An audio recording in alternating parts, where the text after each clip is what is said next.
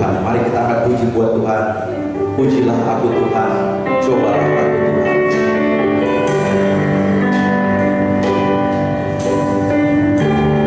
Pujilah aku Tuhan, cobalah aku Tuhan, selidiki hatiku dan hatimu.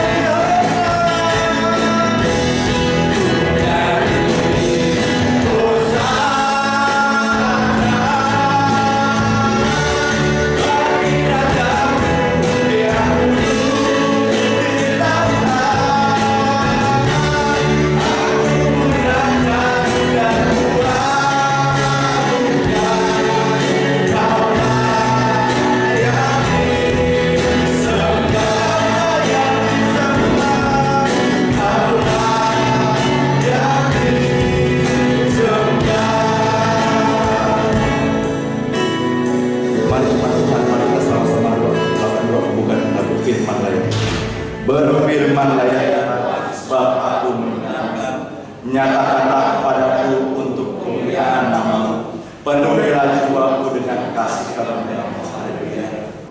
Puji Tuhan. Baik, firman Tuhan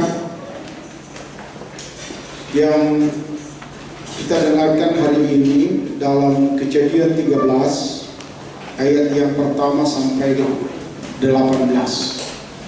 Kita buka Alkitab kita berdiri semua. Kejadian 13 ayatnya yang pertama sampai dengan yang ke-18. Mari kita bangkit berdiri. Yang pertama membaca pemuda, nanti baru orang tua, bergantian seterusnya. Kejadian 13 ayat yang pertama sampai ke-18. Yang pertama pemuda, suaranya keras. 1, 2, 3. Maka pergilah Abraham dari Mesir ke tanah Negev dengan istrinya dan segala kepunyaannya, dan Lot pun bersama-sama dengan dia. Adapun Abraham sangat kaya, banyak ternak, perak dan emasnya. Dia berjalan dari tempat persinggahan ke tempat persinggahan, dari tanah Negev sampai ke Betel, di mana temannya mulai berdiri antara Betel dan Ai.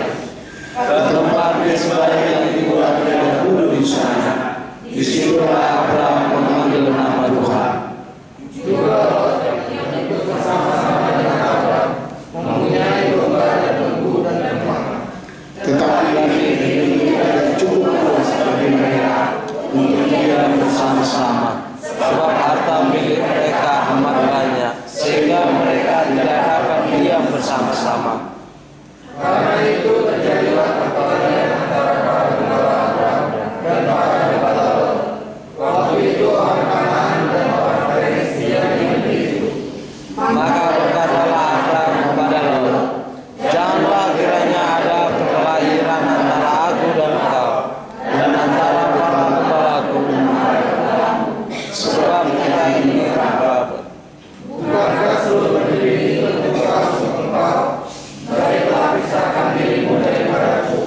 Jika engkau ke kiri, maka aku ke kanan. Jika engkau ke kanan, maka aku ke kiri. Lalu Lot melayangkan pandangan dan dilihatnya bahwa seluruh lembah Yordan banyak airnya, seperti taman Tuhan, seperti tanah Mesir, sampai ke Josa. hal itu terjadi. Setelah itu Lot memilih baginya seluruh lembah Yordan itu. Lalu ia berangkat ke sebelah timur dan mereka berpisah. Abraham menetap di tanah di kota, tetapi Lot menetap di dan berkemah di dekat Sodom. Adapun orang Sodom sangat jahat dan berdosa kepada Tuhan. Setelah Lot berpisah daripada Abraham, berfirmanlah Tuhan kepada Abraham, pandanglah sekelilingmu dan lihatlah dari tempat engkau berdiri itu, utara dan selatan. Sebab seluruh negeri yang kau lihat itu akan kuberikan kepadamu dan kepada keturunanmu untuk selama-lamanya.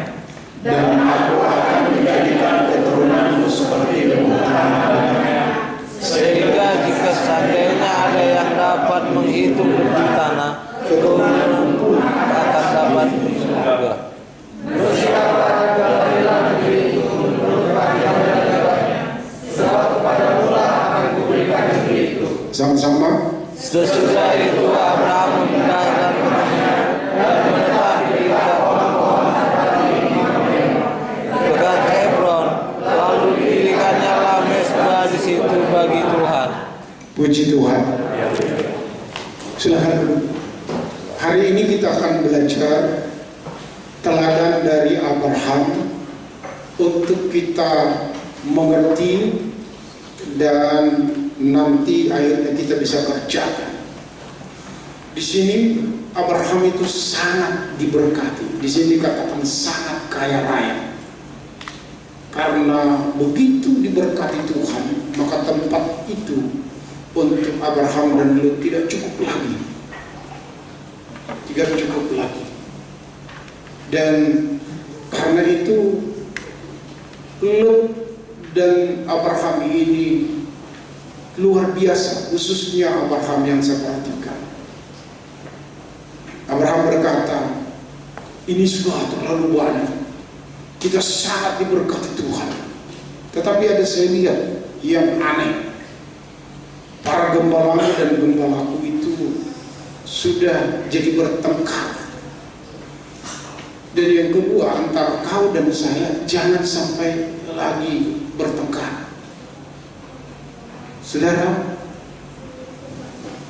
mari kita belajar apa yang dilakukan Abraham sehingga sungguh luar biasa dia terberkati. Kalau sering kita dengar Abraham itu adalah nenek moyang orang percaya, tetapi kita belajar hari ini kenapa begitu diberkati dia. Kenapa begitu diberkati dia? Mari kita lihat. Ada 3 teladan yang kita tangkap dari teks tadi. Kenapa begitu Abraham sangat diberkati? Kita lihat alasan yang pertama.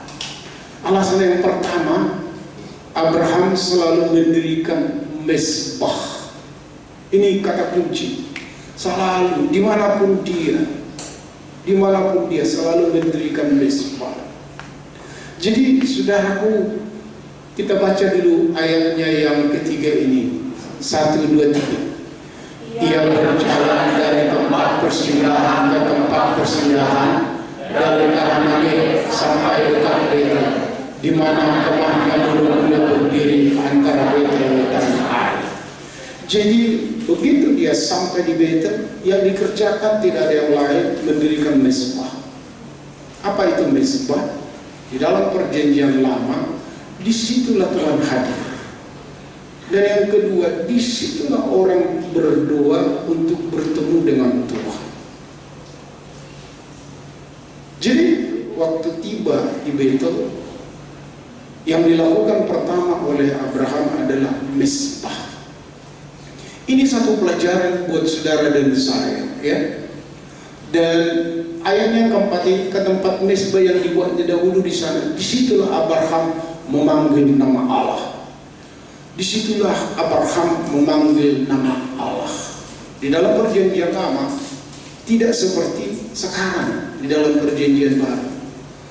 Semua tempat kita bisa beribadah, di hotel, di padang, di taman, di Ancol, di mana saja kita boleh beribadah. Yang penting beribadah di dalam roh dan kebenaran. Artinya apa?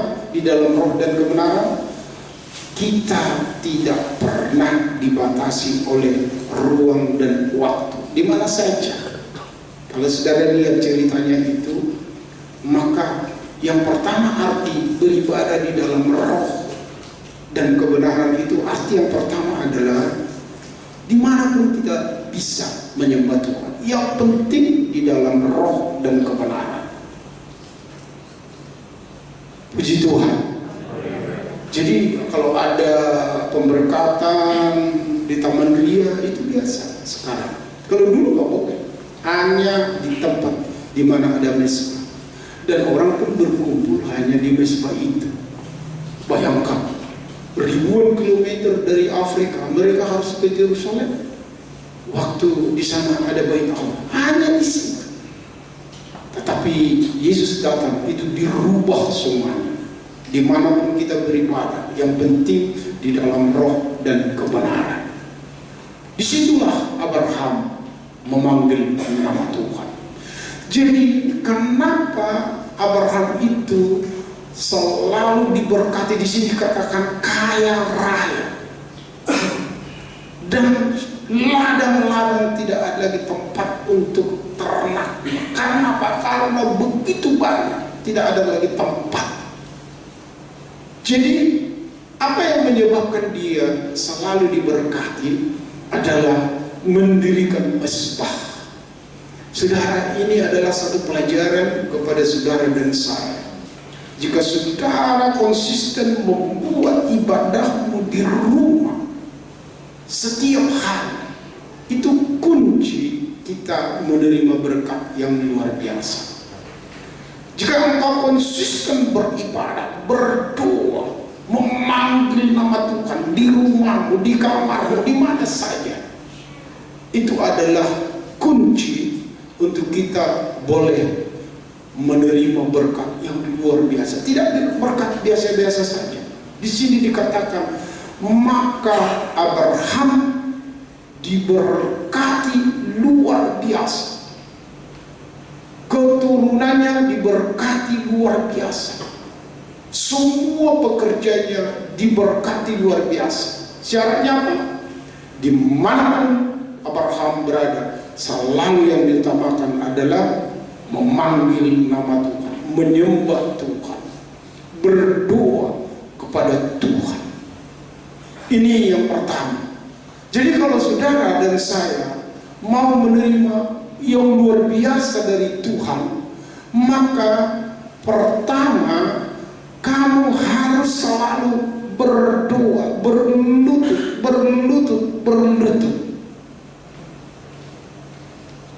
Saudara, dan berkat yang luar biasa itu tidak pernah berdoa biasa-biasa saja. Selalu menginginkan yang luar biasa. Selalu mendoakan yang besar. Tidak pernah kecil. Kalau saya lihat, dia tidak pernah berbicara apa yang diperintahkan Tuhan yang sangat spektakuler. Tidak biasa-biasa. Ingat, Abraham punya anak satu, disuruh untuk mempersembahkan. Dia lakukan. Itu di luar kebiasaan. Jadi kalau saudara mau mendapat sesuatu yang besar, maka doamu itu tidak boleh biasa-biasa saja. Tidak boleh biasa-biasa saja. Ingat, waktu Yesus mengutuk pohon ara, akhirnya muridnya melapor, Petrus melapor. Dia bilang, "Guru, pohon ara yang engkau kutuk kemarin, hari ini sudah kering." Jawab Yesus apa? Jawab Yesus apa? Yesus menjawab luar biasa. Apa? Jikalau kamu beriman sebiji sawi, gunung ini pun, jika engkau katakan beranjaklah ke sana, itu akan beranjak. Jadi artinya apa? Apa yang dilakukan Yesus lebih dari itu bisa kita alami. Asal doamu itu tidak biasa-biasa saja. Biarlah kami sehat Tuhan, biarlah kami sembuh. Itu biasa itu. Tetapi apakah pernah kamu menantang Tuhan dengan permohonan yang besar? Saya masih ingat itu, waktu saya menantang Tuhan berdoa besar. Tahun 80, mulai saya ke Australia. Pegawai negeri boleh ke luar negeri kalau dia sudah pegawai negeri. Saya masih calon. Tapi saya tantang Tuhan, bukan jalan, saya mau itu. Karena testingnya hanya bahasa Inggris saja. Lalu saya katakan, "Pak, apakah saya boleh ikut testing ini?" "Kamu kan belum pegawai negeri." Ini jenderal penggabean, Maraden penggabean, itu marah Pak. Dia bilang, "Lah, dia kan 14 tahun di Caltex. 14 tahun di Caltex. Manajer keuangan Caltex. Lalu dia berbahasa Inggris ke saya mengetes. Loh, saya tidak diam sebelum dia diam. Berbahasa Inggris terus. Saya mau menunjukkan bahwa saya siap. Saya mau menantang ketidakmustahilan itu untuk saya raih. Lah, begitu dia diam, dia bilang, "Maaf ya, kata-katanya itu kasar." Saya harus ucapkan supaya dia tahu, tai kucing itu aturan begini. Sini, surat pengantaran, saya teken. Begitu diteken, saya bilang, "Pak, lihat nanti, saya yang pertama." Kamar 16, testing, yang diambil hanya 3. Lah, saudara di dalam nama Tuhan, saya yakin saya pasti lebih tahu, lebih pintar ngomong berbahasa Inggris daripada teman saya ini.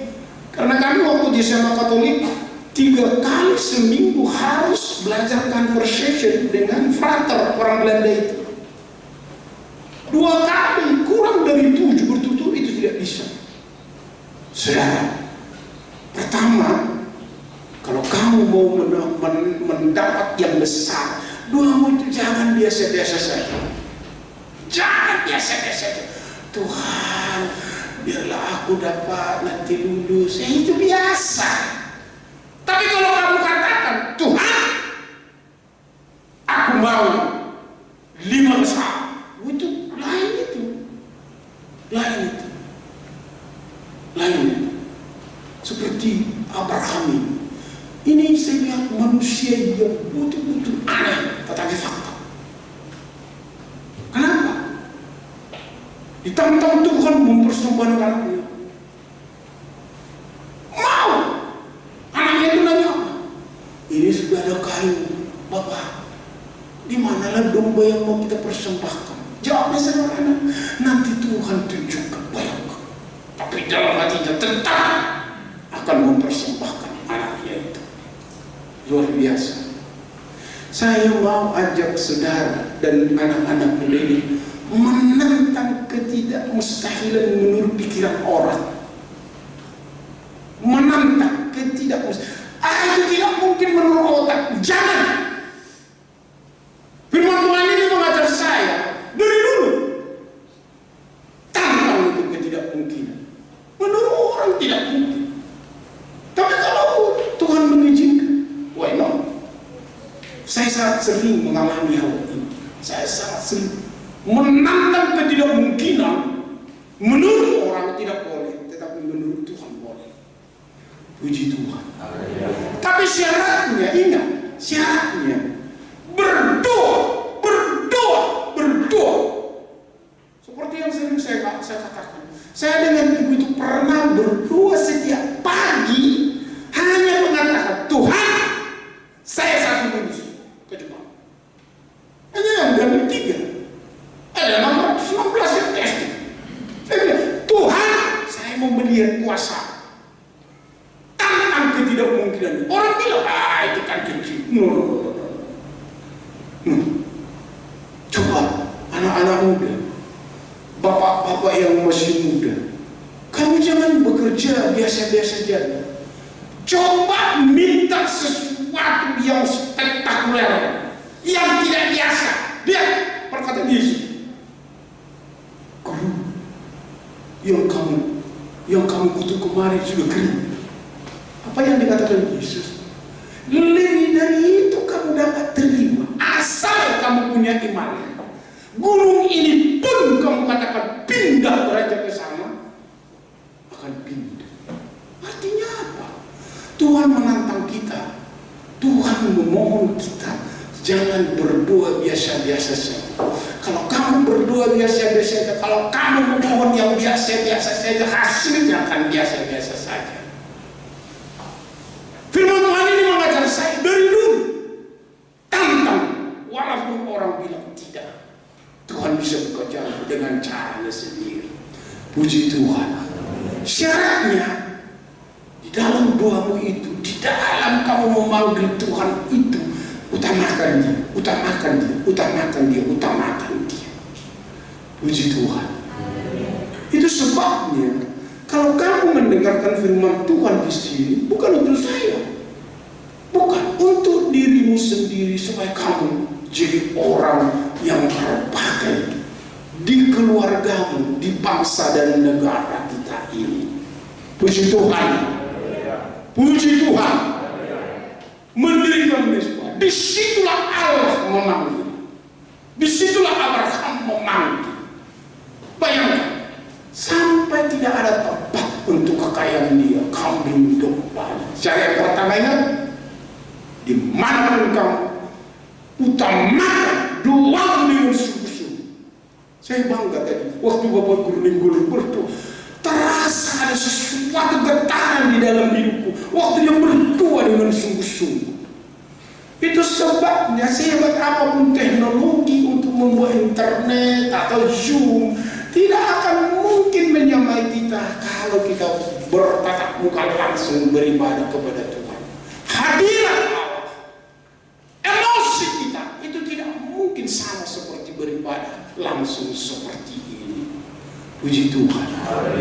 Disinilah Abraham memanggil Allah. Kamu punya rumah, disitulah engkau membuat mesbah setiap saat. Puji Tuhan. Bagian yang kedua, apa yang membuat dia selalu diberkati Tuhan?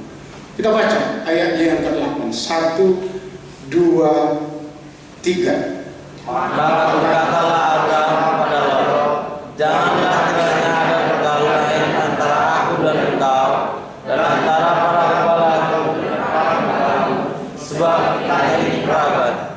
Coba, ini contoh yang luar biasa yang saya lihat memberkati Abraham.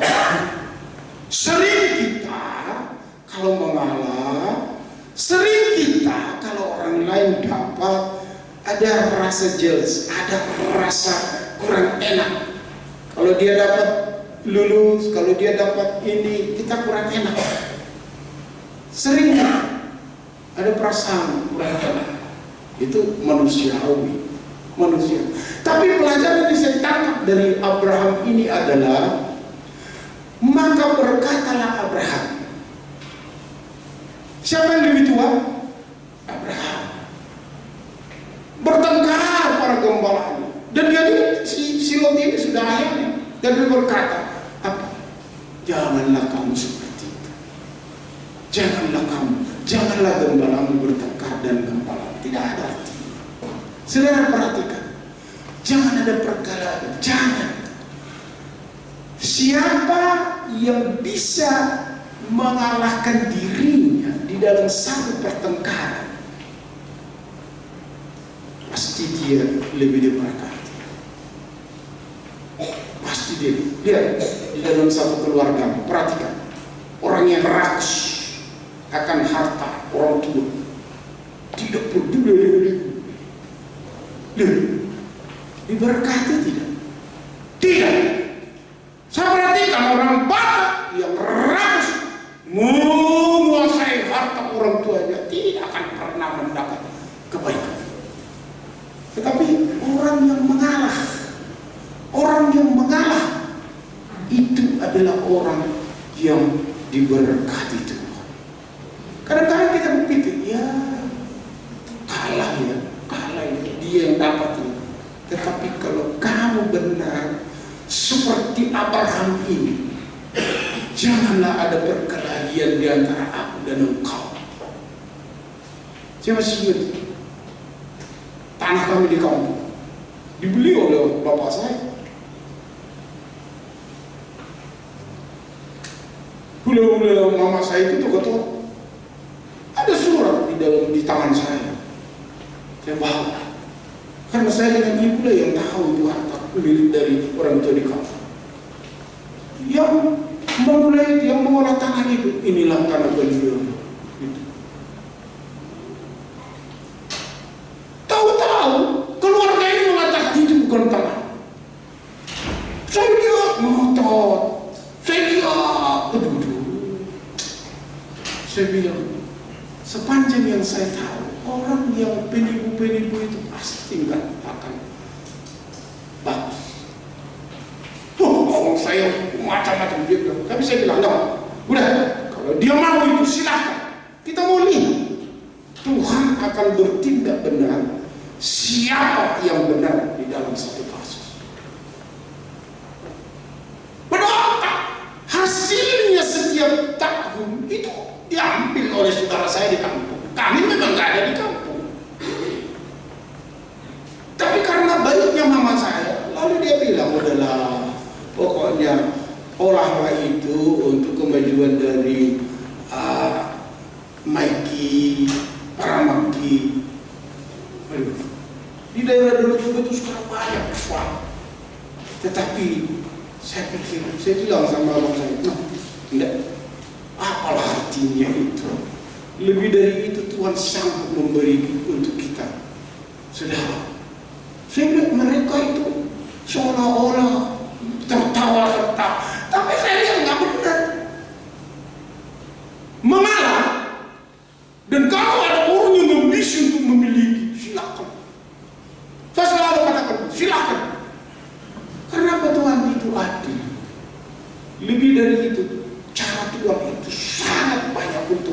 memberkati pekerjaan dan usaha. Puji Tuhan. Sama seperti Abraham ini.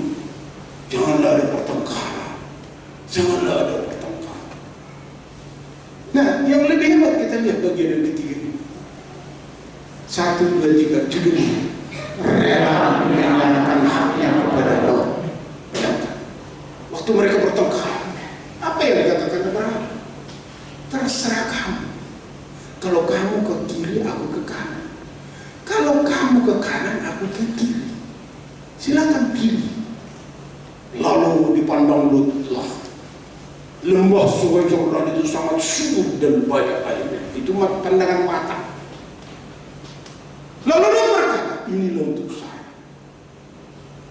Padahal menurut hierarki orang-orang Israel, seharusnya yang punya hak untuk mengatur itu adalah Abraham. Tetapi apa yang bilang Abraham? Dikatakan, silahkan pilih. Kau ke kanan, aku ke kiri. Kau ke kiri, aku ke kanan. Lalu dipasang bulatlah matanya melihat. Ini lebih subur. Ya, kalau kita sana lembah Sungai Yordan itu, wah, sampai sekali sih setelah peristiwa nanti kita lihat. Nah, apa yang terjadi? Tuhan berkata kepada Abraham, Abraham, dengarkan ini. Walaupun dia memilih itu, aku berkata kepadamu, aku berkata apa yang ditinggalkan oleh Lot, yang tidak dipilih Lot itu. Yang kedua, keturunanmu seperti debu tanah tidak akan terhitung dan menjadi berkat bagi setiap orang. Dan menjadi berkat bagi setiap orang. Saudaraku di dalam nama Tuhan, menurut pandangannya inilah yang paling syukur, inilah yang paling syukur, inilah yang paling syukur. Dia pilih. Tapi apa terjadi? Yang dipilih itu adalah Sodom dan Gomora. Dan saudara tahu ceritanya Sodom dan Gomora. Akibatnya apa? Dibinasakan oleh Tuhan. Karena itu adalah sarang dari segala dosa. Coba, menurut pikiranmu, ini lebih bagus. Boleh. Tidak berarti kita tidak pasang otak di dalam melakukan sesuatu itu. Boleh. Boleh. Tetapi sesungguhnya jalanmu yang panjang itu, jalanmu yang panjang itu di sana sesungguhnya banyak rencana Tuhan di dalam kehidupanmu. Asal engkau orang yang tanpa sungut-sungut, tanpa mengeluh. Kalau kamu mau begitu silahkan. Kalau nggak begitu, itu masih ada di dalam. Oke, silahkan. Kalau itu pasti. Tapi kalau sudah, nah itu masih ada di dalam diri. Tapi kalau kamu katakan, pilih menurut kamu mana yang terbaik. Karena semua hidup ini diatur oleh Tuhan. Puji Tuhan. Orang yang iman di dalam Tuhan, apa dia janji Tuhan? Siang akan ada embun, malam akan ada api, sehingga dia tetap jalan. Itu urusan Tuhan. Yang ketiga, kenapa Abraham ini diberkati sungguh luar biasa? Karena dia rela memberikan hak apa? Anak pertama, yang paling tua. Sesungguhnya dia yang mengatur menurut hukum adat Yahudi. Tetapi dilihat orang ini aneh-aneh. Akhirnya apa? Kalau kamu mau itu, aku rela. Pada saat dia katakan seperti itu, langsung Tuhan berfirman tadi ayatnya berkata, Abraham, lihat, kamu akan saya berkati, dan berkat yang kamu terima, berkat jasmani dan rohani. Puji Tuhan. Jangan kamu merasa kalah kadang-kadang di dalam ada kekaburan ini atau keluarga ini. Kadang-kadang kita tidak masuk akal. biarkan Tuhan mengatur dirimu dan kamu akan lihat berkat yang kamu terima itu menjadi keberkatan bagi anak-anak dan cucu-cucumu. Puji Tuhan. Kita lihat kesimpulan. Ya, Abraham menetap di tanah Kanaan belum kesimpulan. Tetapi terus belum. Nah, Abraham menetap di tanah Kanaan, tetapi Lot menetap di kota lembah Jordan. Dia pilih itu. Yuk, sangat cantik. Lanjutkan. Akibatnya apa? Ayat yang ke-16. Kita baca bersama-sama. 1, 2, 3. Dan aku akan menjadikan keturunanmu seperti lautan banyaknya, sehingga jika seandainya ada keturunanmu pun ada bagi kita.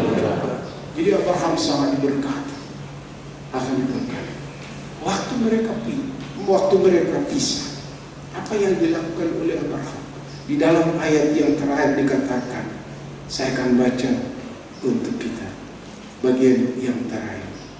Sesudah itu Abraham memindahkan kemahnya dan menetap dekat pohon-pohon terbantin di Mamre dekat Hebron.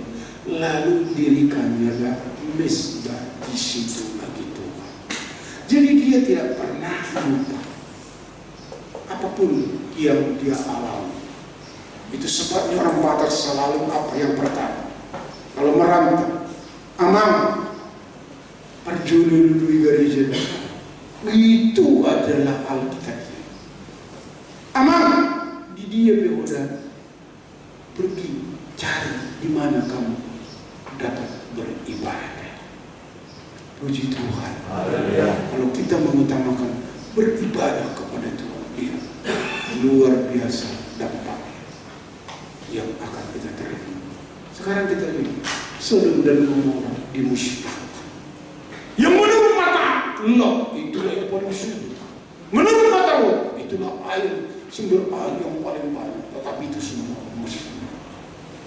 Saudara, kita lihat kesimpulannya.